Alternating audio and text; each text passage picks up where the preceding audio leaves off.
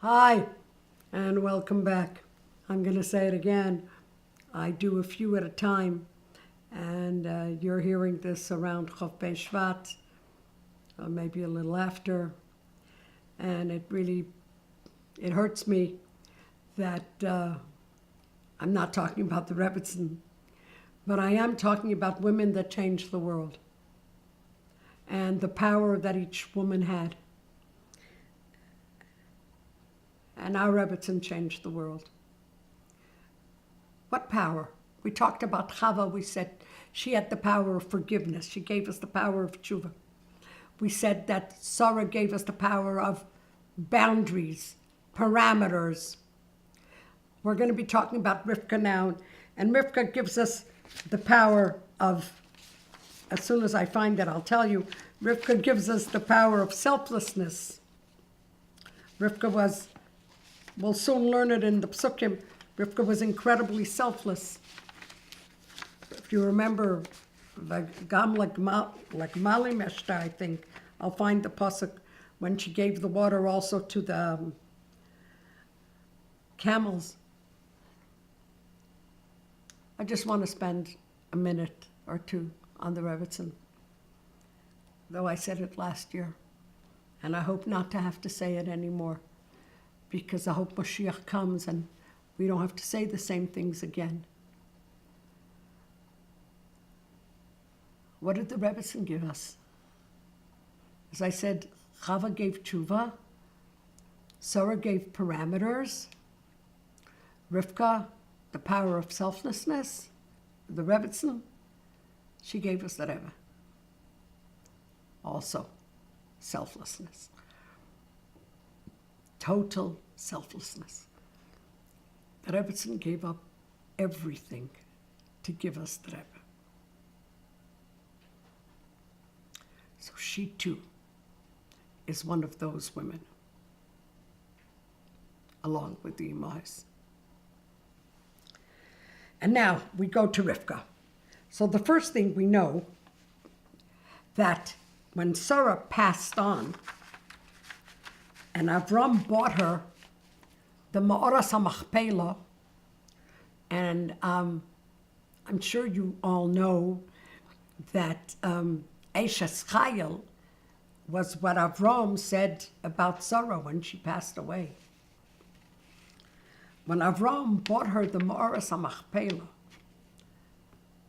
the light in her tent, the fire, the neiros, went out until Ukishabos Rivka Chazru. And when Rivka came to the house, it started again. Rivka continued the legacy of Sarah. Who is Rivka? Came from a great family. Besuel, wonderful man. Don't buy a used car from him. Don't buy anything from him. Lavan, I wouldn't even buy a sheep from him, because it would be, somehow something would be wrong. That's what she came from. That's where she came from. And yet, look what she became. It's interesting. Rivka, the name Rivka in Hebrew, there's so much research and not all in correct paperwork. Rivka, the word rikvot, are the, I don't know why I'm showing it on me when it's on cattle, are the pieces of wood that hold two cows together. The yokes, is that what they're called? I think they're called yokes. Rivka, she held together the Nefesh HaLekis and the Nefesh HaBahamis. You realize, of course, that most of my classes on history, I tried to give them through the eye of Chassidus, because there are greater historians than I am, and better and more knowledgeable. And in this series, I tried to give a little bit of chassidus in each thing so that we see it a little differently. So Rivka, she put together the nefesh elokis and the nefesh habahamis. The neshama, the part of Hashem that we have inside of us, and the nefesh habahamis, our regular wants and needs. Now, each one, the nefesh elokis and the nefesh habahamis, has an intellectual and an emotional side. The nefesh elokis, the chelik elokah mimal mamash, the part of Hashem, is dominated by mind. Yeah.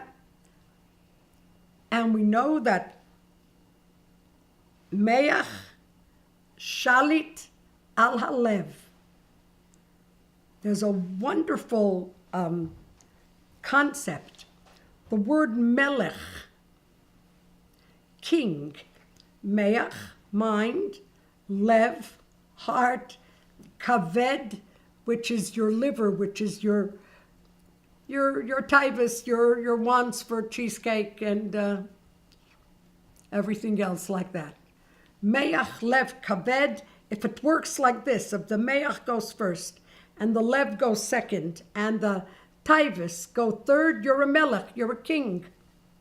What happens if you are more moved by your hearts and your emotions? Then you're never a lemech. You know what a lemech is? A lemech. An idiot, a lemech. You're moved by emotions and not by mind. It's a stamachlop. And then if it's kaved, lev, meach, that's klum. Bis den ganzen gar nicht. But from Chava we learned the power of tshuva. We can change it.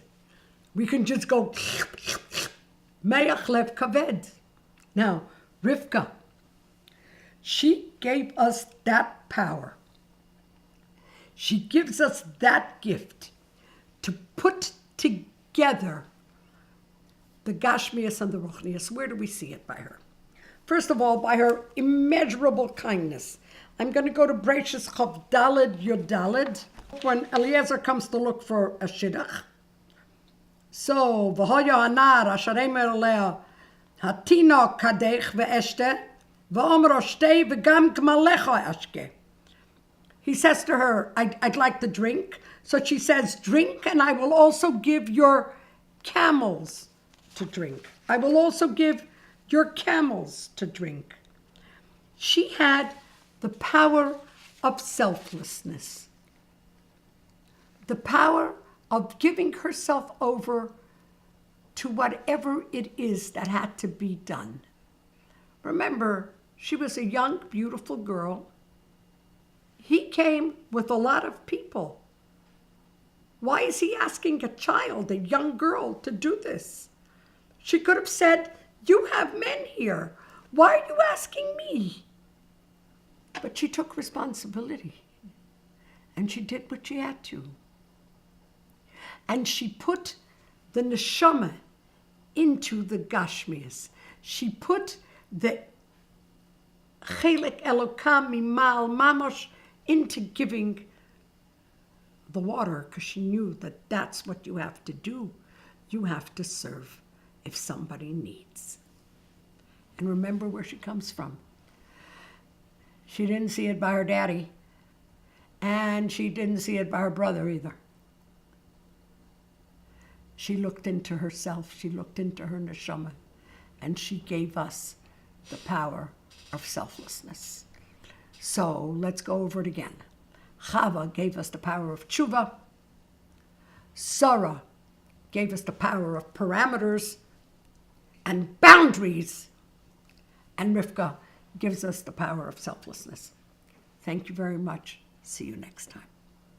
B'virchas Moshiach now.